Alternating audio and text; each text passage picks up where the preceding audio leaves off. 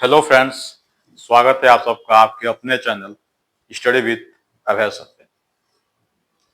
I hope पिछली कक्षा आप लोगों को समझ में आया होगा, पिछली कक्षा समझ में आई होगी। यदि पिछली कक्षाएं आपको समझ में आ रही हैं तो कृपया कमेंट के माध्यम से हमें आप सूचित करने का प्रयास करें। पिछली कक्षा में हम लोग भारतीय संविधान की प्रस्तावना का अध्ययन कर रहे थे। उसी कड़ी में आगे बढ़ते हैं और प्रस्तावना के कुछ टॉपिक जो बच गए थे उसको आज हम लोग पूरा करते हैं। थोड़ा सा रिवीजन कल देखते हैं। प्रस्तावना हमने कल बताया था कि इसका जो विचार है वो अमेरिका से लिया गया था और इसकी जो भाषा शैली है वो ऑस्ट्रेलिया से ली गई थी। फिर हमने प्रस्तावना से संबंधित कुछ विद्वानों के कथन देखे थे, ठाकुर दास भार्गव जी का, सुभाष कश्यप जी का, के.एम. मुंशी साहब का, N.A. पालकीवाला का और अर्नेस्ट बारकर का। लास्ट कक्षा में जहां हम आपको छोड़ के गए थे वो था प्रस्तावना के मूल तत्व। प्रस्तावना के मूल तत्व में हमने चार प्रकार का आपको बताया था, तत्व की चार प्रकार के तत्व होते हैं, जिसमें उद्देश्य हम लोग पढ़ने वाले थे। प्रस्तावना के मूल तत्व के अंतर्गत जो उद्देश्य है, क्योंकि स्रोत, प्रकृति हम लोगों ने पढ़ लिया था, तिथि भी पढ़ लिया था, उद्देश्य रह गया था। तो आइए आज हम उद्देश्य को देखते हैं। देखिए, भारतीय संविधान की प्रस्तावना में जो मूल तत्व हैं, उन मूल तत्वों में उद्देश्य जो है, ये चार उद्देश्य हमें प्राप्त करने होते हैं अपने संविधान के द्वारा। कौन कौन सा उद्देश्य है? तो न्याय है, स्वतंत्रता है, समानता है और बंधुता है। ये हमारा उद्देश्य है, ये हमें प्राप्त करना है। ठीक है, तो न्याय किस तरह का न्याय प्राप्त करना है? तो ध्यान दीजिएगा, सामाजिक न्याय, आर्थिक न्याय और राजनीतिक न्याय, ये हमें तीन तरह के न्याय, 5 प्रकार की स्वतंत्रता, विचार, अभिव्यक्ति, विश्वास, धर्म और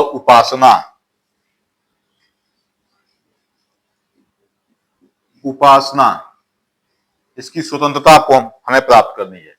साथ में समानता में अवसर और प्रतिष्ठा की समानता प्राप्त करनी है और बंधुता में एकता व अखंडता हमें प्राप्त करना है। तो आइए अब देखिए, जो न्याय है, ये न्याय जो प्रस्तावना में न्याय है, इस न्याय को हम लोगों ने रूस की क्रांति से प्राप्त लिया है। रूस की क्रांति से। अगर पूछता है कि प्रस्तावना में जो न्याय दर्ज है वो किस देश से लिया गया है, तो याद रखिएगा, रूस की क्रांति से लिया गया है। अब देखते हैं स्वतंत्रता। प्रस्तावना में स्वतंत्रता 5 प्रकार की है और 5 प्रकार की स्वतंत्रता में सबसे पहली स्वतंत्रता विचार की स्वतंत्रता है। मतलब हम कुछ सोच सकें, विचार कर सकें, और यदि हम विचार कर ही लिए हैं, सोच ही लिए हैं, तो उस विचार को हम अभिव्यक्त भी कर सकें। ठीक है, साथ में विश्वास की स्वतंत्रता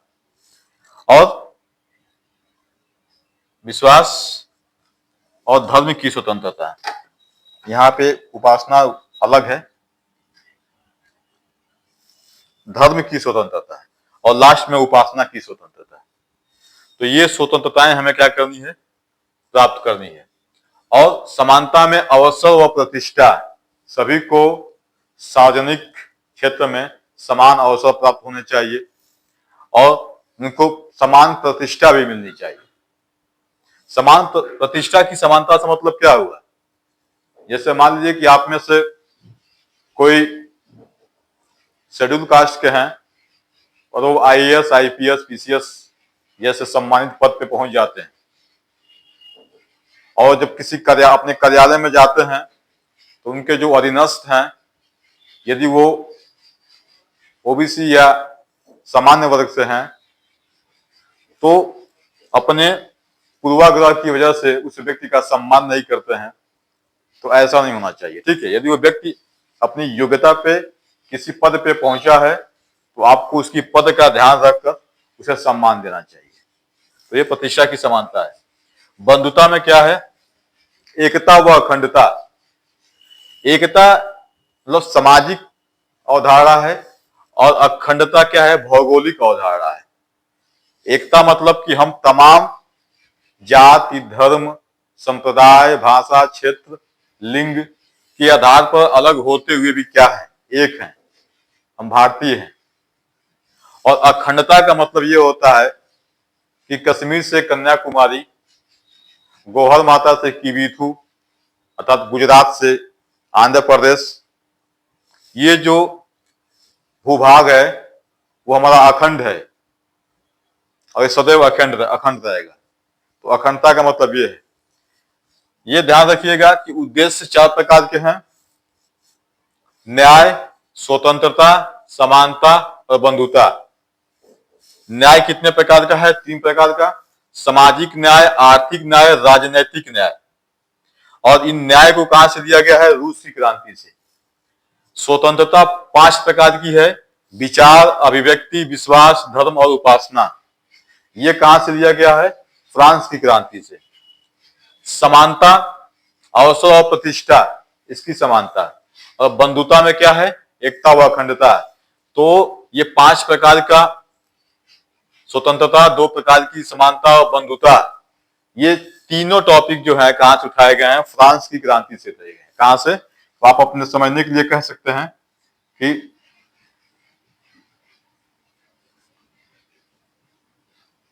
इन तीनों को लिया गया है फ्रांस की क्रांति से। फ्रांस की क्रांति से लिया गया है। ठीक है, तो ये आपका उद्देश्य है, इसको आप एक बार सही से देख लीजिएगा। ठीक है, अब उद्देश्य हो गया है। अब हम देखते हैं कि क्या प्रस्तावना संविधान का अंग है या नहीं है, क्योंकि इस पे एक लंबा चौड़ा बहस चला है कि प्रस्तावना संविधान का अंग है या नहीं। इसको भी देख लेते हैं। तो इससे संबंधित सुप्रीम कोर्ट में 3 बार याचिका दायर की गई थी इस बात को लेकर कि संविधान प्रस्तावना का अंग है कि नहीं। इस बात को लेकर सुप्रीम कोर्ट में 3 बार याचिका दायर की गई थी और तीसरी बात जो याचिका दायर हुई थी, केशवानंद भारती केस, उस केस में यह स्वीकार किया गया था कि प्रस्तावना संविधान का अंग है। तो देखते हैं, हेडिंग डाल दीजिएगा, प्रस्तावना संविधान का अंग है या नहीं। हेडिंग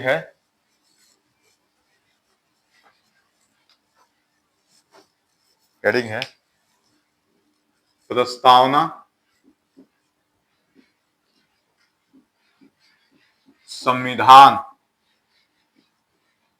प्रस्तावना संविधान का अंग है या नहीं। ये आपका हेडिंग रहेगा। तो ध्यान दीजिएगा, पहला जो ये मुद्दा उठा था, जो पहली बार केस किया गया था सुप्रीम कोर्ट में, तो उस केस का नाम है Berubari case. Berubari case. Berubari case. Berubari case supreme court में दायर किया गया था 1960 में। और जब इस केस की सुनवाई हो रही थी तो उस समय 9 जजों का पैनल, कितने जजों का? 9 जजों का पैनल जो है स्थापित बनाया गया था। और इस केस में निर्णय क्या आया? निर्णय की प्रस्तावना संविधान का अंग है कि नहीं। तो निर्णय यह है कि प्रस्तावना संविधान का अंग नहीं है। इस केस में क्या निर्णय आया कि प्रस्तावना is not part of constitution, preamble is not part of constitution. प्रस्तावना संविधान का अंग नहीं है। पहला केस तो ये था। इसके बाद से दूसरा केस क्या था, इसको भी देख लेते हैं।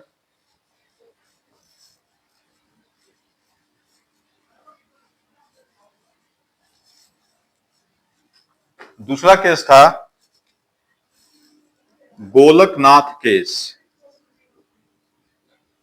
गोलकनाथ केस 1967। इस केस में जो है जजों का जो पैनल था वो 11 जजों का पैनल था। 11 जजों का क्या था? पैनल था। और इस केस में क्या निर्णय आया?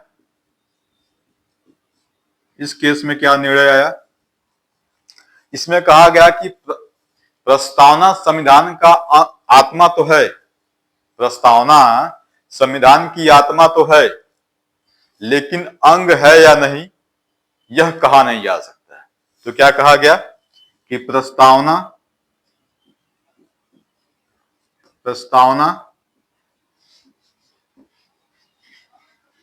संविधान की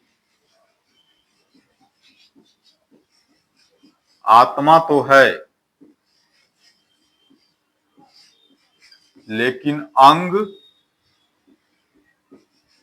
अंग है या नहीं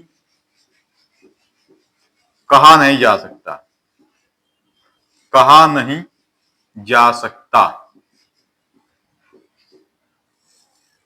ठीक है, मतलब इस केस में प्रस्तावना को सोल ऑफ द कॉन्स्टिट्यूशन तो कहा गया, लेकिन पार्ट ऑफ द कॉन्स्टिट्यूशन नहीं कहा गया। गोलकनाथ केस में प्रियम्बल को सोल ऑफ द कॉन्स्टिट्यूशन कहा गया, लेकिन पार्ट ऑफ द कॉन्स्टिट्यूशन नहीं कहा गया। उसके बाद से अंतिम कौन सा था? तीसरा जो मुकदमा जाहिर हुआ उसे बोलते हैं केशवानंद भारती केस। केशवानंद भारती केस ये जो है आपको पता है चर्चित केस है। ये 1973 में दायर हुआ था, इसका निर्णय आया था। तो 1973 में आया था और इसमें जो है जजों का पैनल 13 जजों का पैनल था। ये संभवतः अब तक का सुप्रीम कोर्ट का सबसे बड़ा पैनल था जजों का। ठीक है, तो 13 जजों का पैनल, और इसमें निर्णय क्या आया? इसमें निर्णय ये आया कि preamble is the part of constitution. प्रस्तावना संविधान का अंग तो है, लेकिन प्रस्तावना संविधान का अंग है और इसमें संशोधन भी किया जा सकता है, लेकिन मौलिक ढांचे को छोड़कर। केशवानंद भारती केस में क्या कहा गया कि प्रस्तावना संविधान का अंग है और इसमें संशोधन भी किया जा सकता है, लेकिन मौलिक ढांचे को छोड़कर। तो निर्णय ये आया था कि प्रस्तावना संविधान का अंग है और इसमें संशोधन किया जा सकता है, लेकिन क्या नहीं कर सकते हैं? ऐसा संशोधन नहीं करेंगे जिससे मौलिक ढांचा क्या हो? प्रभावित होता। तो ध्यान रखिएगा कि लेकिन मौलिक ढांचे को छोड़कर।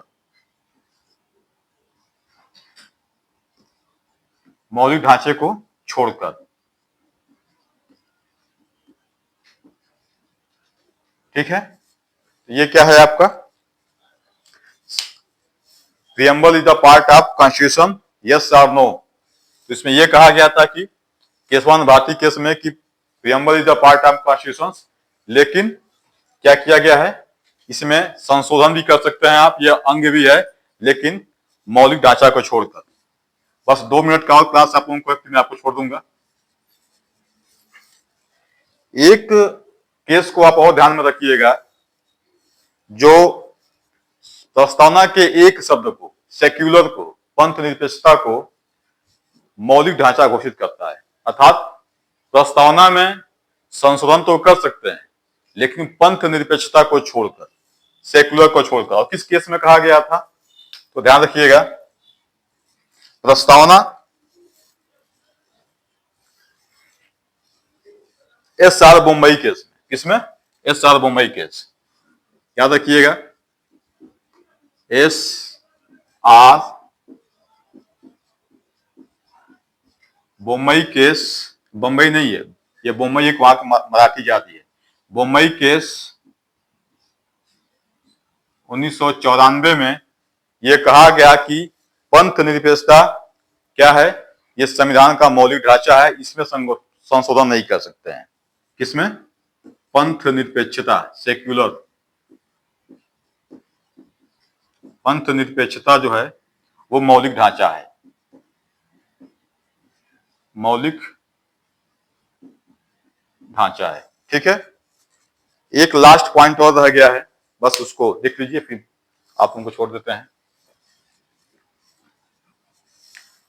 क्या जब केशवानंद भारती केस में कह दिया गया कि प्रस्तावना संविधान का पार्ट है, तो जो संविधान का पार्ट है उस पर संशोधन भी कर सकते हैं अनुच्छेद 368 के तहत। तो क्या प्रस्तावना में अभी तक संशोधन हुआ है? तो हाँ, हुआ है, बस एक बार हुआ है। 42वां संविधान संशोधन के तहत 1976 में एक बार प्रस्तावना में संशोधन किया गया था, और उस संशोधन के अंतर्गत प्रस्तावना में 3 नए शब्द जोड़े गए थे। 3 नए शब्द जोड़े गए थे। कौन कौन से शब्द हैं? समाजवाद, समाजवाद, जो अभी हम बताएं आपको, पंथ निरपेक्षता, तो समाजवाद, पंथ निरपेक्षता और अखंडता। समाजवाद, पंथ निरपेक्षता व अखंडता, ये तीनों शब्द जो है 42वें संविधान संशोधन 1976 के तहत भारतीय संविधान की प्रस्तावना में जोड़े गए थे। लास्ट में पॉइंट और रखिएगा याद कि प्रस्तावना न्याय योग्य नहीं है, अर्थात प्रस्तावना में दी गई चीजों को लेकर आप सुप्रीम कोर्ट नहीं जा सकते हैं कि प्रस्तावना में ये बात है तो हमको वो मिलना चाहिए, स्वतंत्रता, न्याय, समानता या प्रतिष्ठा और अवसर की समानता। ठीक है, तो न्याय योग्य नहीं है। और कहीं भी प्रस्तावना में यूनियन शब्द का जिक्र नहीं है। प्रस्तावना को आप अंग्रेजी में पढ़िएगा, कहीं भी आपको यूनियन शब्द का जिक्र नहीं है। तो आज का क्लास यही, ठीक है, यहीं तक। आपको क्लास कैसा रहा आप कमेंट के माध्यम से हमें सूचित कर सकते हैं। तब तक के लिए आपको छोड़े चलते हैं। जय हिंद, जय भारत।